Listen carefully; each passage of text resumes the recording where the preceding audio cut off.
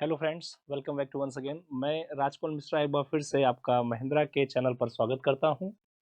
जैसा कि आज आप देख रहे हैं कि all India speed test discussion number ST number 50B है। आज हम लोग एसटी नंबर 50B का डिस्कशन करेंगे। 50B में टोटल जीएस के जो है 25 क्वेश्चन हैं, जिनका क्रमांक जो है 26 से लेकर 50 तक है। 26 से लेकर 50 तक के 25 क्वेश्चन हैं। प्रत्येक क्वेश्चन में एक क्वेश्चन के 4 ऑप्शन हैं, एक सही है, 3 गलत हैं। तो आइए हम देखें जो सही है वो क्यों सही है और जो ऑप्शन दिए हैं उनकी क्या संभावनाएं हो सकती हैं जो वो की गलत हैं। तो उनके गलत होने की गलत हैं, सही क्यों नहीं है, क्या कारण है उनको ऑप्शंस को देने का, क्या सही आंसर है। इनसे कुछ बातों को हम सीखेंगे, कुछ बातों को हम जानेंगे। तो सबसे पहले जैसा कि आपके सामने आज का हमारा जो सबसे पहला क्वेश्चन है डिस्कशन का वो दिख रहा है मित्रों। पहला क्वेश्चन कहता है what is the SI unit of a pressure. दाब की एसआई इकाई क्या है। अब एसआई क्या है। नाम आता है एसआई, नाम आता है एमकेएस, नाम आता है सीजीएस। हम जब भौतिक विज्ञान के किसी भी विमा को परिभाषित करने के लिए तथा उसकी इकाई के रूप को बताने के लिए हम कुछ पद्धतियों का प्रयोग करते हैं। उन पद्धतियों में कुछ मानक पद्धतियां हैं, जिसे हम स्टैंडर्ड आइडेंटिटी नोटिस कहते हैं, जो स्टैंडर्ड होते हैं। कुछ एमकेएस होते हैं जैसे मीटर किलोग्राम सेकंड में। कुछ सीजीएस होती हैं जिसमें सेंटीग्राम या ग्राम और सेकंड में पढ़ते हैं। तो उसी तरीके से चूंकि आज जो पहला क्वेश्चन दिया है वो कह रहा है कि दबाव या दाब की एसआई यूनिट क्या है। तो दाब की जो एसआई यूनिट है वो न्यूटन है, वेबर है, पास्कल है या हेनरी है। ये 4 ऑप्शन दिए हैं। अब 4 ऑप्शन में एक ऑप्शन सही है और 3 क्या है, गलत है। तो दबाव का जो एसआई यूनिट है वो पास्कल होगा। आइए इसका एक्सप्लेनेशन हम देखें कैसे हो, समझें। अगर हम बात करते हैं दबाव की, दबाव, अब दबाव को अंग्रेजी में कहते हैं प्रेशर। क्या कहते हैं, प्रेशर। चूंकि सामान्य भाषा में हम लोग फिजिक्स में लेटर बनाकर, अल्फाबेटिकल लेटर्स को बनाकर हम अपनी चीजों को व्यक्त करते हैं या समझाते हैं। जैसे मैं समझाऊं, जैसे मैंने कहा कि P is equal to F upon A, मतलब यहां हम कह सकते हैं कि दाब बराबर बल बटे क्षेत्रफल है। ये क्या है, ये आप देख रहे हैं। P माने क्या है, प्रेशर है। F माने क्या है, बल है, बल माने फोर्स है। और बल बटे क्षेत्रफल, A माने क्या है, एरिया है, क्षेत्रफल है, क्षेत्रफल है। अब बल का अगर हम कहें तो बल का जो मात्रक होता है वो होता है न्यूटन। तो जैसा कि आपको देखो आपके सामने एक ऑप्शन दिया है न्यूटन। तो न्यूटन तो फोर्स का यूनिट है भाई। किसका है, ये फोर्स का यूनिट है। तो न्यूटन तो नहीं हो सकता, न्यूटन नहीं है। हमें कंफर्म है दाब का एसआई पूछा गया, तो एसआई में क्या है, पास्कल है। फिर देखिए क्षेत्रफल की बात करते हैं। तो क्षेत्रफल, भाई क्षेत्रफल से ये बात दिमाग में अंकित होती है कि जहां मीटर स्क्वायर लगे। अब मीटर स्क्वायर का मतलब है कि वहां पे लंबाई भी होगी, वहां पे चौड़ाई भी होगी, तभी क्षेत्रफल निकलेगा। लंबाई गुणे चौड़ाई मतलब बराबर क्षेत्रफल। अब अगर लंबाई गुणे चौड़ाई गुणे ऊंचाई कर लें तो वहां पे आयतन आ जाता है। वहां क्या आता है, आयतन आ जाता है। तो चूंकि हमें मीटर निकाला तो यहाँ हो जाएगा हमारा मीटर स्क्वायर। तो इस हिसाब से अगर देखें तो हम कह सकते हैं न्यूटन मीटर स्क्वायर। तो ये हो जाएगा ऐसे करके। लेकिन चूंकि यहाँ एसआई पद्धति में कहा है तो एसआई पद्धति में पास्कल क्या है, एक यूनिट है, एक यूनिट है। जैसे Weber, Weber Faraday, Weber, Weber क्या है, अगर हम चुंबकीय प्रेरण की बात करते हैं, ठीक है, मैग्नेटिक फील्ड्स की बात करते हैं तो वहां बेबर लगता है। हेनरी ये अलग टर्म है। तो हमारा जो सही आंसर था वो क्या था, सी। मुझे उम्मीद है मित्रों आपको ये जो पहला आंसर है, माने दाब का ऐसा यूनिट पास्कल, ये आपको अच्छे से समझ में आ रहा है। तो दाब मतलब बल बटे क्षेत्रफल, pressure is equal to force upon area. Force माने न्यूटन और एरिया माने मीटर स्क्वायर। तो जहां न्यूटन मीटर स्क्वायर हो जाता है वो इसका सही आंसर हो जाता है। उम्मीद है मित्रों आपको ये बात समझ में आ रही है, क्लियर है। अब देखिए आपके सामने हमारा एक अगला प्रश्न है। अगला प्रश्न क्या कहता है कि what is the function of hydro power plant. भाई हाइड्रो पावर प्लांट का फंक्शन क्या होता है। बहुत ही अच्छा है प्रश्न कि हाइड्रो पावर प्लांट जो है ये क्या काम करता है। जल विद्युत संयंत्र का क्या कार्य है? जल विद्युत संयंत्र का क्या कार्य है? ऑप्शन है it convert kinetic energy into electrical energy, it convert electrical energy into kinetic energy, it convert solar energy into kinetic energy, it convert kinetic energy into potential energy. भाई सबसे पहला ऑप्शन क्या कहता है कि गतिज ऊर्जा को विद्युत ऊर्जा में बदलता है, कि विद्युत ऊर्जा को गतिज ऊर्जा में बदलता है। तीसरा कहता है सौर ऊर्जा को गतिज ऊर्जा में बदलता है। चौथा कहता है गतिज ऊर्जा को स्थितिज ऊर्जा में बदलता है। तो क्या इसका सही आंसर है? इसका जो सही आंसर है वो गति ऊर्जा को इलेक्ट्रिक एनर्जी में कन्वर्ट करता है। भाई सिंपल सी हमें ये बात पता होनी चाहिए कि why are use hydro electric project, hydro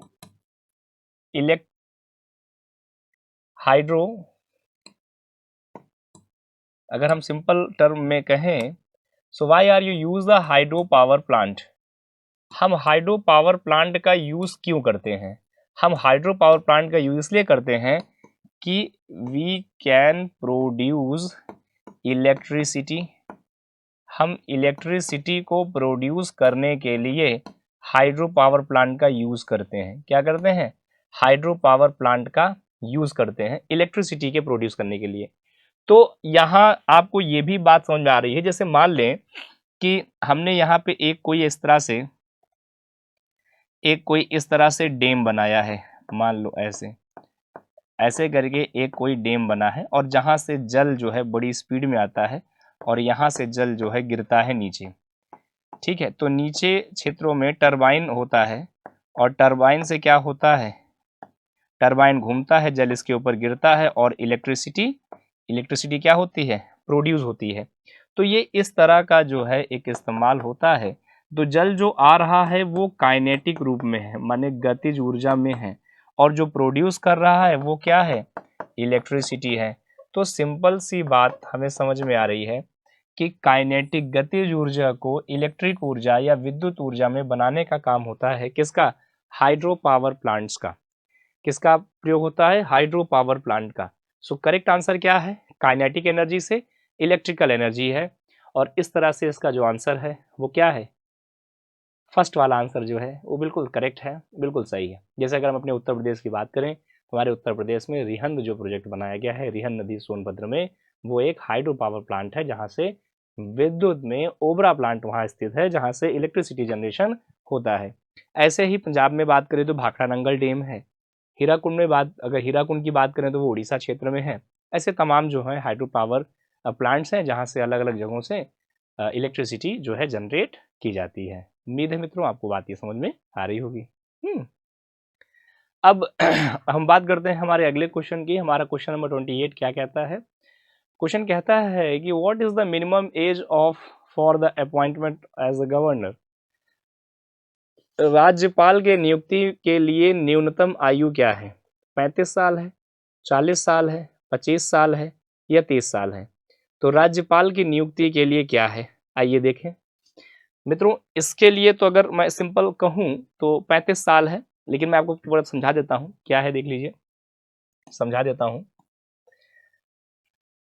अब हम बात करते हैं अपने भारतीय संविधान की। किसकी बात करते हैं? भारतीय संविधान की। भारतीय संविधान के भाग संख्या 6 में, भाग संख्या 6 में अनुच्छेद संख्या 152 से लेके 162 के बीच में राज्य का एक राज्यपाल होना चाहिए।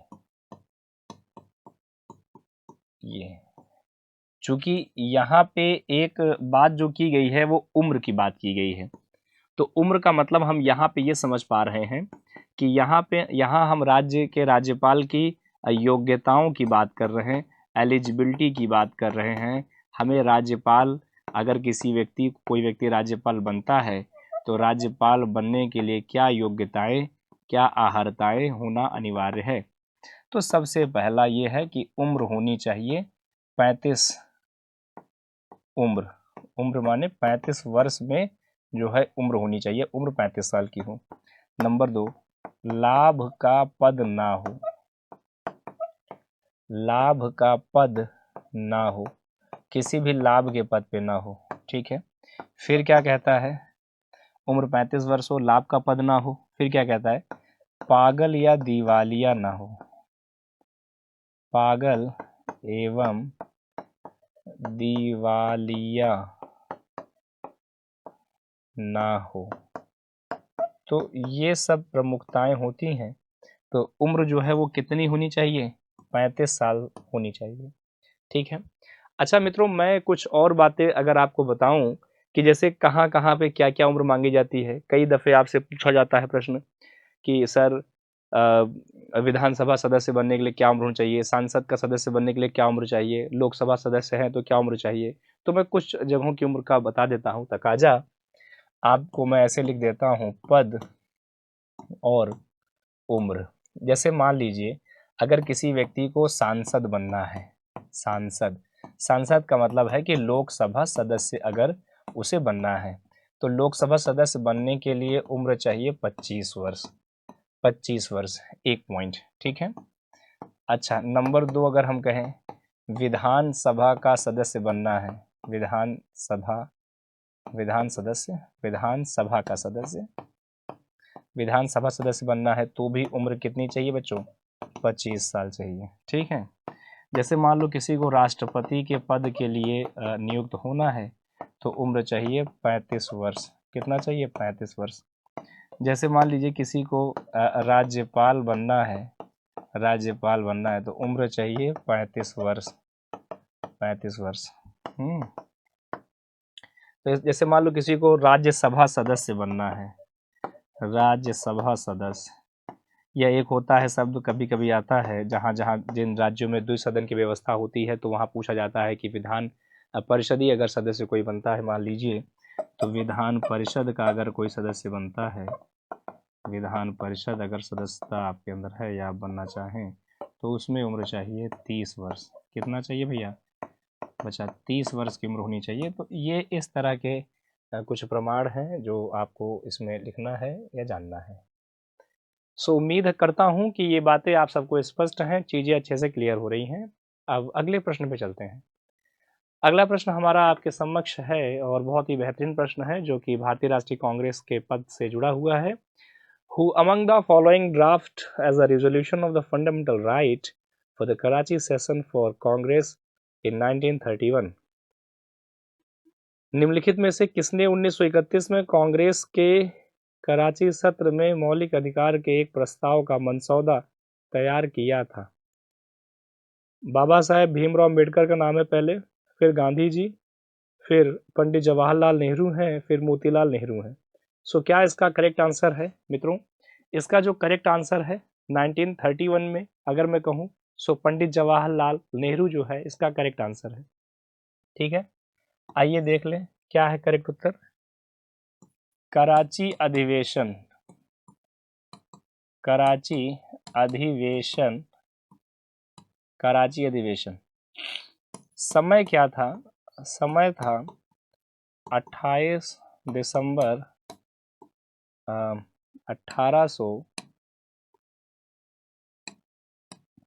1931 ये। अच्छा, 28 दिसंबर 1885 को भारतीय राष्ट्रीय कांग्रेस का निर्माण हुआ था। भारतीय राष्ट्रीय कांग्रेस उस समय बना था बच्चों, ठीक है, उस समय इसका निर्माण हुआ था। फिर आगे समझें, अध्यक्षता किसने की थी? अध्यक्षता किसने की थी? पंडित जवाहरलाल नेहरू ने अध्यक्षता की थी ये। अच्छा, अध्यक्षता का उद्देश्य क्या था बच्चों? उद्देश्य था फंडामेंटल राइट। क्या उद्देश्य था? फंडामेंटल राइट का प्रस्ताव या मसौदा तैयार करना। फंडामेंटल राइट की क्या करना है? इसकी एक ड्राफ्टिंग रेडी करना है, इसकी एक ड्राफ्टिंग क्या करना है? रेडी करना है। सो यही मसौदा तैयार करने की बात जो है उस समय अंकित की गई थी, ठीक है। और यह बात किसने की थी? पंडित जवाहरलाल नेहरू के समय में हुई थी। 1931 कराची, वर्तमान में पाकिस्तान में है ये, उस समय ये हुआ था। उम्मीद है मित्रों आपको यहाँ तक की बातें जो हैं स्पष्ट होंगी, क्लियर होंगी। अगर मैं आपसे कहना चाहूँ कि भारतीय राष्ट्रीय कांग्रेस का जन्म 28 दिसंबर 1885 को हुआ था, गोकुलदास तेजपाल संस्कृत महाविद्यालय में हुआ था। और ये जो बना हुआ था ये कहाँ बना था? ये बना था मुंबई में। और मुंबई में गोकुलदास तेजपाल संस्कृत महाविद्यालय था, जहाँ पे इसका क्या किया गया, इसका निर्माण किया गया। और इसके निर्माण के तहत यह व्यवस्था जो है आगे बढ़ाई गई थी, यह व्यवस्था आगे चलाई गई थी। ठीक है। अच्छा, उस समय अगर कहें तो WC बैनर्जी साहब, ठीक है, और AO Hume, Allan Octavian Hume ji, ये कुछ प्रमुख जो है वहाँ पे व्यक्ति थे जिनका अंकन जो है प्रारंभ में हमको मिलता है। डफरिन साहब की अध्यक्षता थी उस समय। अब आपके समक्ष जो है एक अगला प्रश्न है हमारा, बड़ा अच्छा प्रश्न है जो ज्योग्राफी के स्टैटिक पार्ट से जुड़ा हुआ है। Rihla waterfall is located in which state? Rihla झरना किस राज्य में स्थित है? ठीक है, तो ऑप्शन है आंध्र प्रदेश है, पंजाब है, असम है, हिमाचल प्रदेश है। सो रेहला झरना किस राज्य में है? असम, पंजाब, आंध्र प्रदेश या हिमाचल प्रदेश? क्या है सही आंसर? सो इसका करेक्ट आंसर क्या है? हिमाचल प्रदेश है बच्चों। क्या इसका करेक्ट आंसर है? हिमाचल प्रदेश। अगर मैं बात करूं, रेहला एक झरना है, झरना है। अच्छा, झरने को अंग्रेजी में कहा जाता है वाटरफॉल, वाटरफॉल। अच्छा, ये रेहला कहाँ पड़ता है? ये पड़ता है हिमाचल प्रदेश में, हिमाचल प्रदेश में, ऐसे। अच्छा, अगर मैं आपको दो और झरनों के नाम बताऊंगा। कभी कभी एग्जाम में दो और ऐसे झरने हैं जो एग्जाम में पूछे जाते हैं आपसे, जो इम्पोर्टेंट हैं। सो एक बार आप देख लीजिए। अगर जैसे कभी आ जाए जोग फॉल, जोग जल प्रपात, जोग जल प्रपात, ऐसा आए, ठीक है, ये तो इस तरह से पूछा जाता है कभी। और एक और मैं आपको बता रहा हूं, जैसे धुआंधार, धुआंधार जलप्रपात, धुआंधार जलप्रपात, जलप्रपात, ये भी कभी कभी पूछे जाते हैं। तो आप कृपया करके इनको भी जो है अच्छे से याद कर लेंगे, ठीक है, ताकि ये जो है गलती ना हो, इसमें कोई मिस्टेक ना हो आपसे और आप इसको सही कर पाए। ठीक है। सो अगला देखिए, नेक्स्ट प्रश्न क्या कहता है? Which is the largest artery in the human body? मानव शरीर में सबसे बड़ी धमनी कौन सी है? सबसे बड़ी लार्जेस्ट आर्टरी कौन सी है? एरोटा है, वेना कावा है, पल्मोनरी वेन है, या नन ऑफ दिस है? सो मानव शरीर की जो सबसे बड़ी धमनी है, आर्टरी है, यहाँ लार्जेस्ट आर्टरी की बात की गई है, धमनी की बात की गई है, वो चारों में से कौन सी है? एरोटा, वेना कावा, पल्मोनरी या नन ऑफ दिस? सो इसका जो करेक्ट आंसर है वो है बच्चों एरोटा। ये क्या है इसका? एरोटा। अगर हम बात करते हैं तो सही सबसे बड़ा क्या है? एरोटा है। और एरोटा ये कहाँ होती है? ये ह्यूमन हार्ट में होती है बच्चों। ये कहाँ होती है? ह्यूमन हार्ट में होती है। सो ह्यूमन हार्ट ही इसकी प्रमुखता आप मानेंगे। ह्यूमन हार्ट में सबसे बड़ी क्या है? धमनी है, एरोटा। क्या नाम है? एरोटा। जो हमारा हृदय है वो लगभग 280 से 350 ग्राम का होता है। वक्ष गुहा में स्थित है, जो हमारे शरीर के बाएं हिस्से में होता है। मानव शरीर का जो हृदय है वो 1 मिनट में लगभग 72 बार लव एंड डब का साउंड करता है, और 4 कोष्टक या 4 चैम्बर वाला होता है, जिसे हम अलिंद या निलय या अलिंद, ऑरिकल और वेंट्रिकल के नाम से जानते हैं। दो दो पार्ट होते हैं, लेफ्ट राइट में दोनों होते हैं। ठीक है, ये आपके लिए एक्स्ट्रा नॉलेज है इसके लिए। अगला प्रश्न है आपके सामने, जो हिस्ट्री से संबंधित भक्ति पार्ट से है। Who founded the Abhinav Bharat organisation? Abhinav Bharat संगठन की स्थापना किसने की? महाराजा गज सिंह ने, महाराजा टोडरमल ने, जय सिंह सेकंड ने, या दामोदर सावरकर ने की थी? प्रश्न है, अभिनव भारत संगठन की स्थापना किसने की थी? सो मित्रों, इसका जो करेक्ट आंसर है वो है जय सिंह सेकंड ने। सो इसको किसने किया था? जय सिंह ने किया था। ठीक है। अभिनव भारत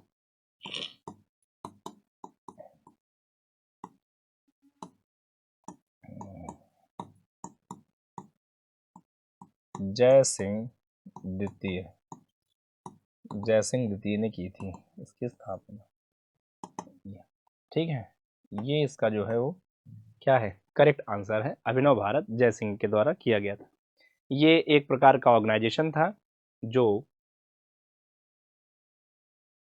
लोगों के प्रति एक जागरूकता और संगठन का समन्वय प्रतीक बताने का विषय था। अब आपके समक्ष हमारा अगला प्रश्न है।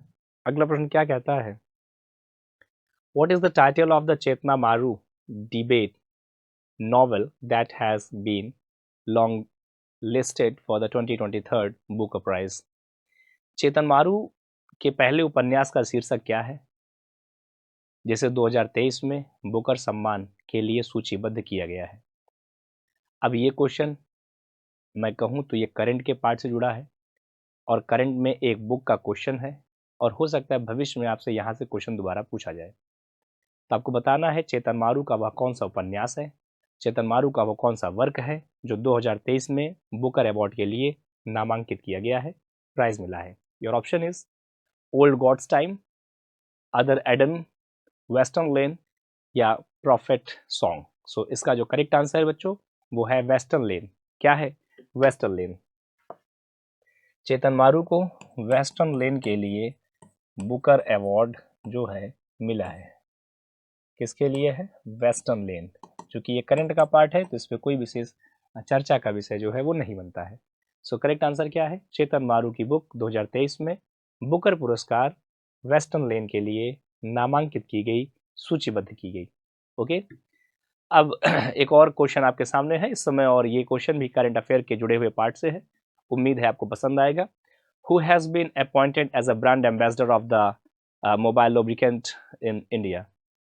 भारत में मोबाइल लुब्रिकेंट का ब्रांड एम्बेसडर किसे नियुक्त किया गया है? ये ऑप्शन इज आमिर खान, सलमान खान, शाहरुख खान या Hrithik Roshan. So Mobil lubricants की बात करते हैं। सो इसका जो करेक्ट आंसर है वो ऋतिक रोशन है। ठीक है, अगर हम बात करते हैं, ठीक है, एक अच्छे डांसर हैं और एक अच्छे अभिनय करने वाले अभिनेता हैं, मोबिल लुब्रिकेंट्स की बात करते हैं तो ऋतिक रोशन का जो है नाम आता है। क्या नाम आता है, ऋतिक रोशन। ऋतिक रोशन ही मोबिल लुब्रिकेंट के ब्रांड एम्बेसडर के तौर पे नियुक्त किए गए हैं मित्रों। अगला प्रश्न है कि which of the following team won the Asia cup 2023 tournament? निम्नलिखित में से किस टीम ने एशिया कप 2023 का टूर्नामेंट जीता है? मुझे उम्मीद है बच्चों को तो क्रिकेट में काफ़ी रुचि होती है और इसलिए आंसर किसी का गलत नहीं होगा और लगभग सभी का सही होगा। आप क्रिकेट देखते हैं तो सही है, सिंपल सी बात है। इसमें क्या नाम आएगा? यस, करेक्ट है, इंडिया। इंडिया का नाम आएगा बेटा, कभी याद रखें।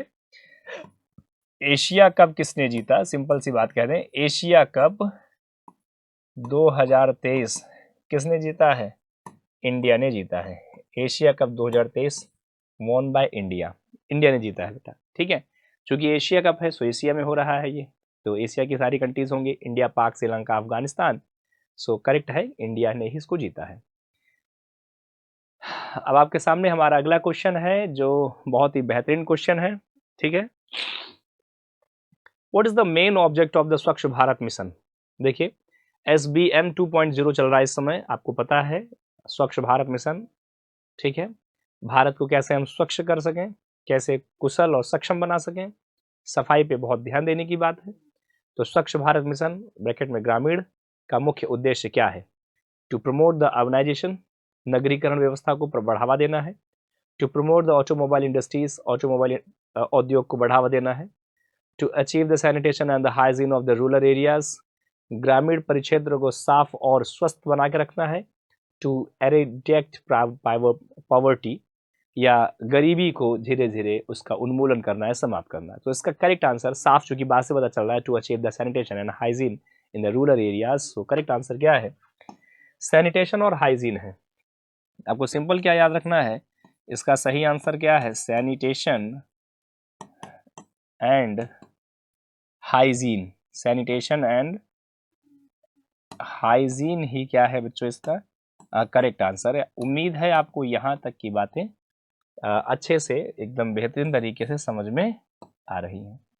सो क्या है, सैनिटेशन और हाइजीन है, रूरल एरियाज को कवर करना है। सो इसका करेक्ट आंसर क्या है?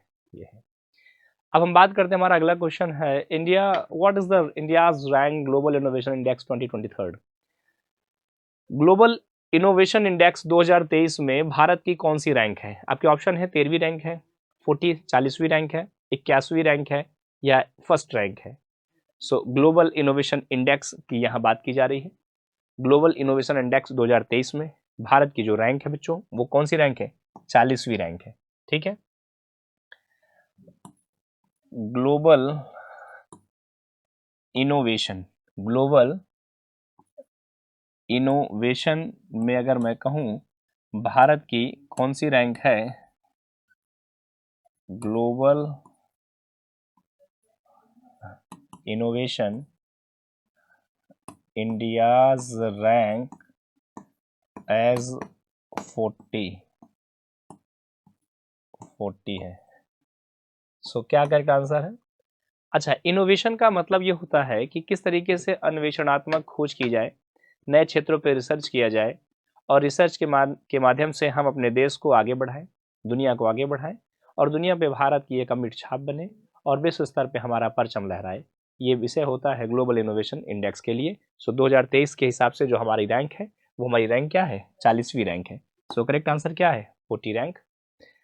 अगला है वर्ल्ड वाइड वेब डे। आप पढ़ते हैं ना, जब भी आप गूगल पे जाते हैं तो गूगल पे लिखते हैं www.mahindras.org। जब आपको महिंद्रा के बारे में सर्च करना हो या किसी भी चीज़ के बारे में आपको सर्च करना हो, सो आप www लिखते हैं।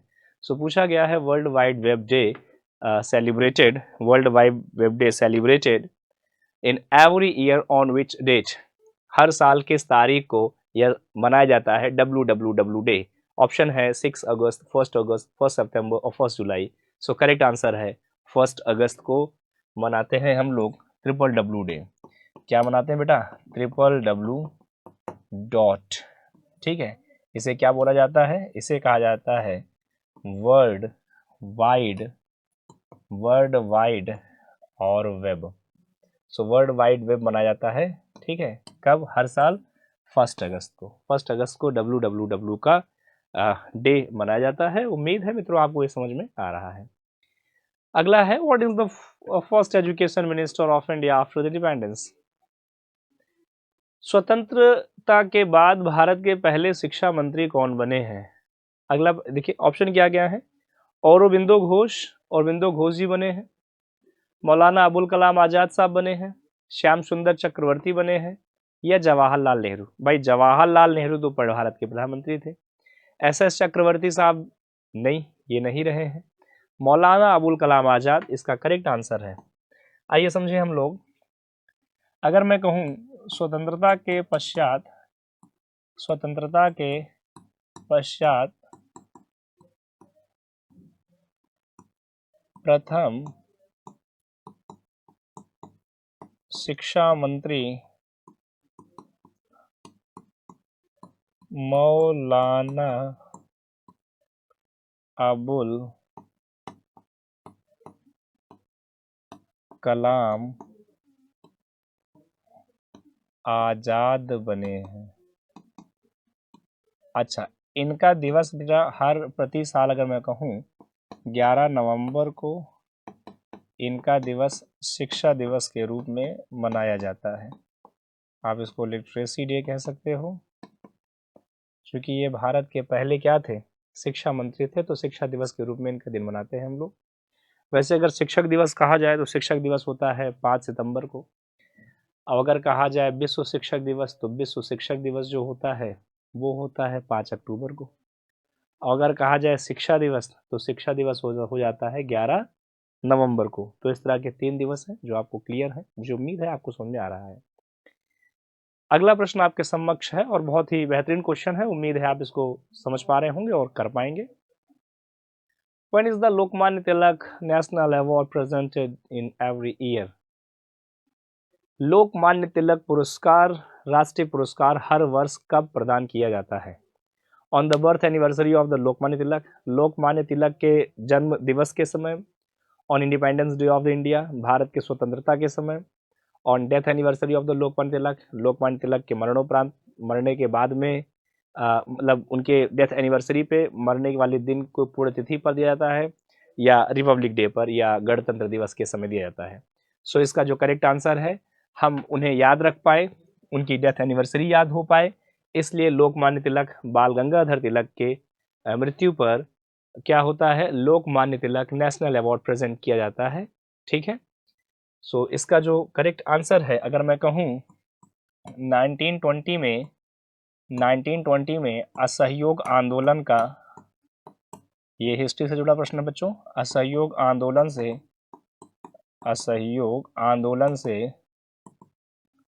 असहयोग आंदोलन में एक प्रमुख भूमिका निभाई, लोगों को जागरूक किया, अधिक से अधिक प्रचार प्रसार किया, और नागपुर में जब जनता को ये नागपुर में सम्मेलन कर रहे थे, उसी सम्मेलन के दौरान में ऐसा कहा जाता है कि इन्हें हैजा जिसे आज हम सामान्य भाषा में कॉलरा कहते हैं, कॉलरा, तो कॉलरा के कारण जो है इनकी मृत्यु हो गई थी। इनकी मृत्यु के बाद में ही यह व्यवस्था हुई, और इन्हें जो कि याद किया जाता है डेथ एनिवर्सरी पर, इसलिए जो है इनके डेथ एनिवर्सरी पर तिलक राष्ट्रीय पुरस्कार जो है अवार्ड दिया जाता है। ठीक है, 1920 में असहयोग आंदोलन का नेतृत्व करते समय नागपुर के सम्मेलन में इनकी मृत्यु हुई थी हैजा या कॉलरा के कारण। ठीक है,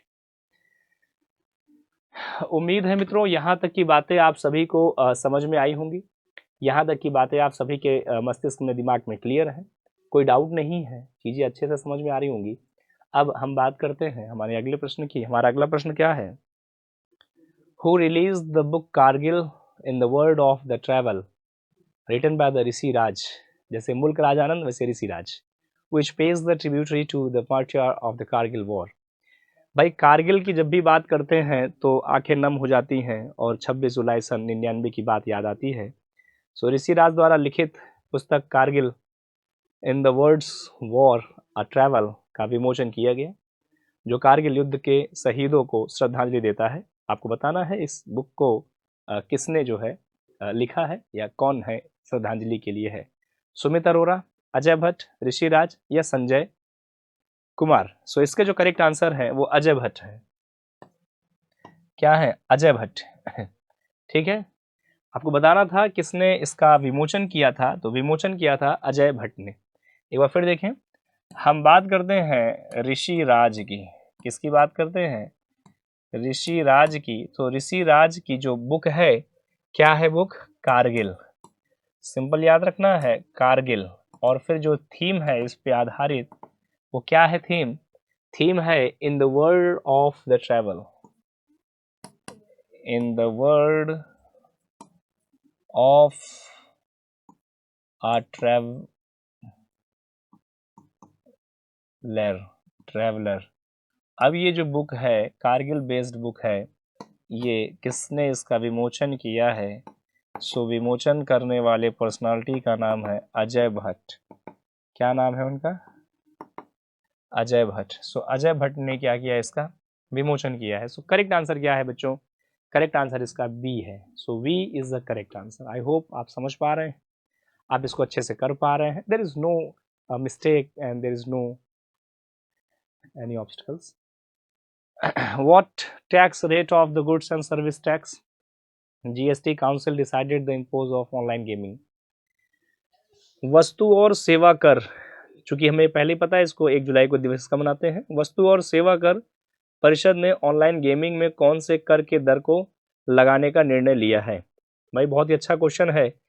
देखिए, चूंकि जीएसटी अगर मैं कहूँ 1954 में फ्रांस के द्वारा स्टार्ट किया गया, आज पूरे दुनिया में लगभग सभी देश हैं।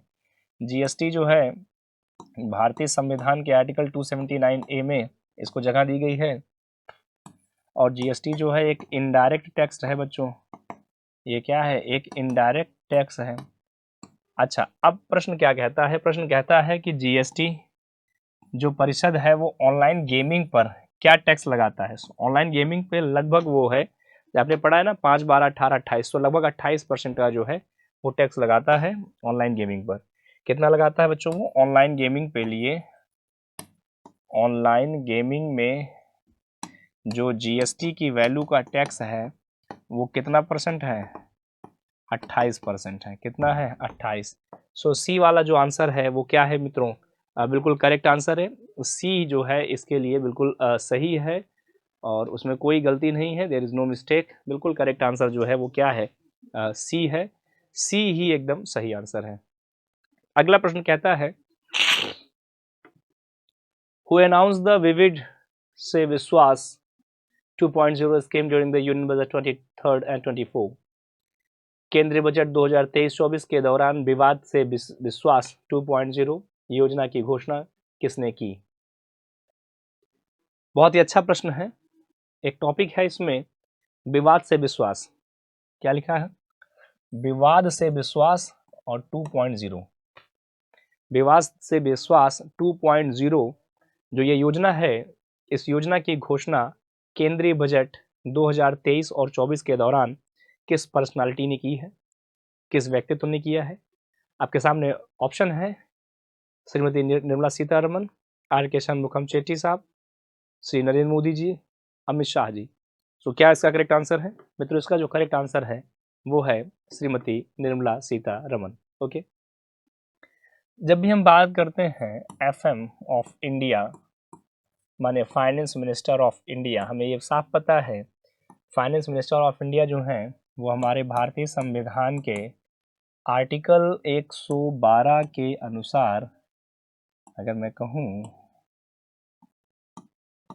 आर्टिकल 112 के अनुसार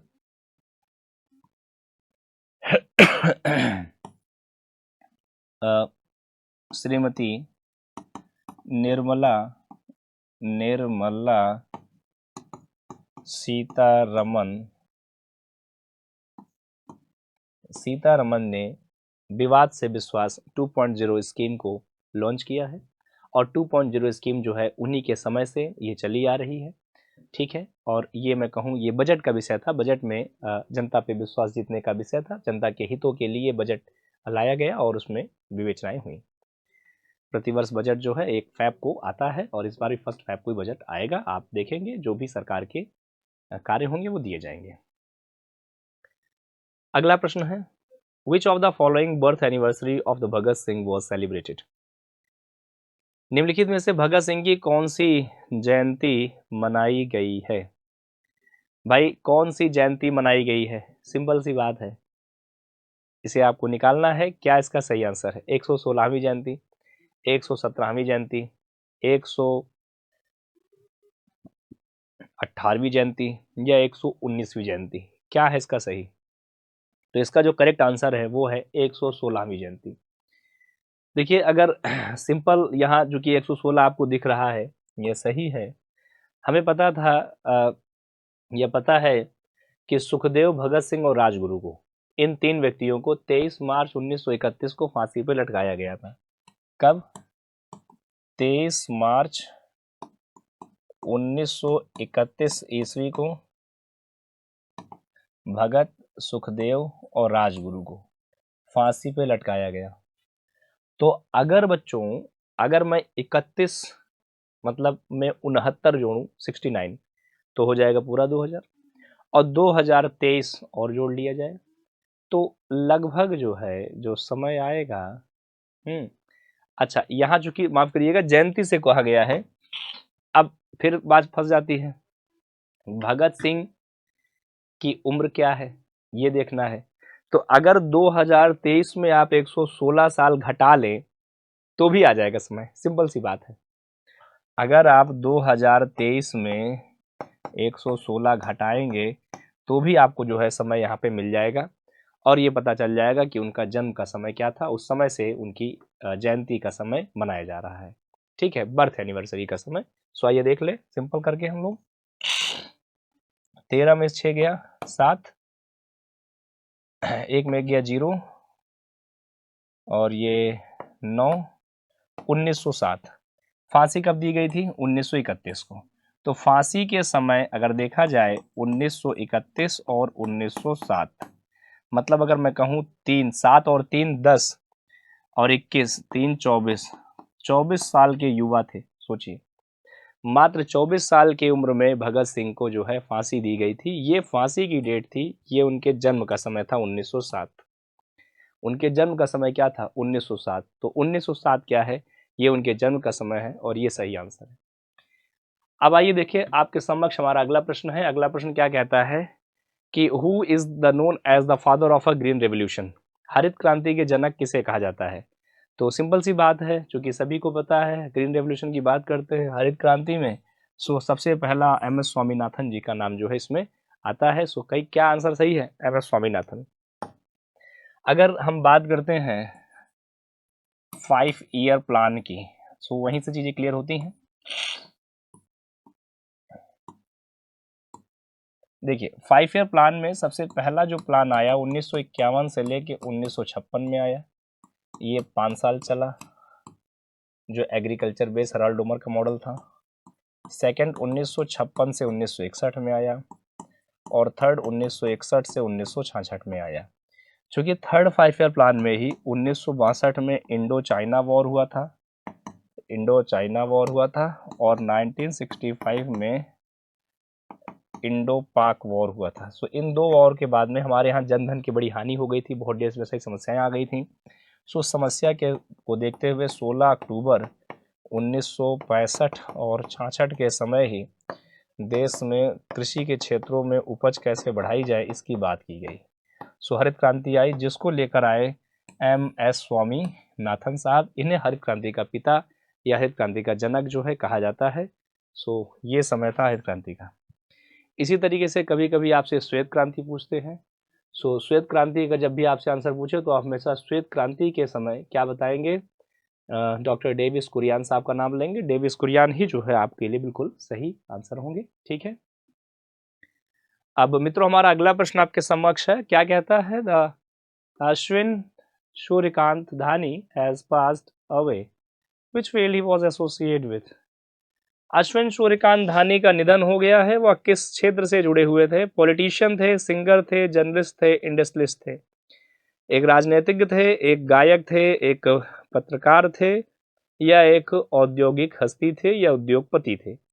अश्विनी सूर्यकांत धानी, जिसका हाल ही में अभी निधन हुआ है, ये एक इंडस्ट्रियलिस्ट थे और इन्हें उद्योगपति कह सकते हैं आप। ये कौन थे?